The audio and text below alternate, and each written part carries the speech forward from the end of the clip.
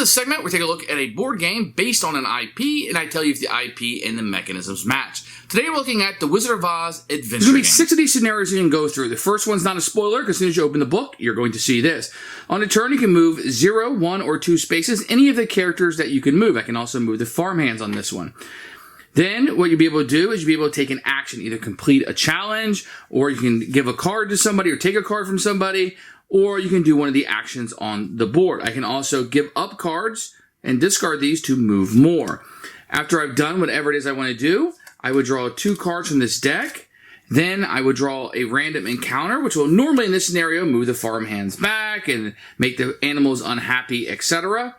And then the next person would go. If I ever have more than 6 cards at the end of a turn, I have to discard down to 6. In this scenario, I'm going to lose if all of the animals are unhappy and I need to make another one unhappy and I cannot, or the twister gets down the track all the way to the end. I am trying to get to the farmhouse, accomplishing all of these challenges before any of those negatives happen. There are 6 adventures to go through.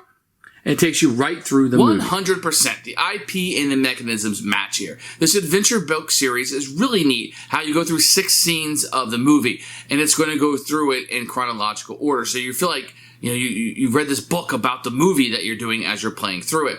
It's a cooperative game, so everybody will be playing together. Nobody has to be Dorothy or Tin Man or whatever. You're playing all of those characters on your turn. There's a lot of hand management in this, and playing these cards out and working together to meet the win-loss condition of each scenario as you're going through it. It's a very light game. It's probably on the easier side of cooperative games. I don't think we lost at all. Play with your family, but any Wizard of Oz fans needs to check this one out. As for the IP and the mechanism, they would 100% go together, and it really works. And some of the things they do, like, I really like the witch flying in the sky and riding out Surrender Dorothy. I like how they put that in this game. Some very inventive things that I like here in a light fashion. So, winner for us, and the IP and the mechanisms definitely match.